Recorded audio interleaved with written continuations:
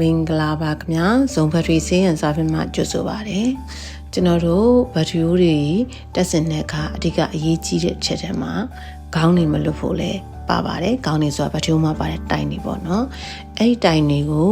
မထိတထိထိတ်ထားမိရဆိုရင်အာသွင်းတဲ့နေရာမှာပဲဖြစ်စေသုံးတဲ့နေရာမှာပဲဖြစ်စေအဆင်မပြေဖြစ်တတ်ပါတယ်ဒီလိုမျိုးခေါင်းနေလွတ်နေတဲ့အတွက်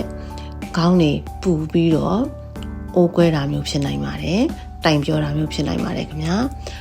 အင်ဗာတာမှာပဲဖြစ်စေကားမှာပဲဖြစ်စေဒီလိုမျိုးတိုင်လေးတွေခေါင်းလွန်နေတဲ့အခါခေါင်းချောင်နေတဲ့အခါအဲ့ပြဿနာသည်ဖြစ်တတ်ပါတယ်ဒါကြောင့်ဘက်ထရီတွေတက်စင်တဲ့အခါ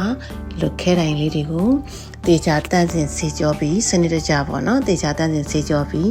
တေချာတက်စင်ပြီးမှအသုံးပြုပါလို့အကြံပေးပါရစေဒီခဲတိုင်လေးတွေကိုလည်းတေချာစနစ်တကျ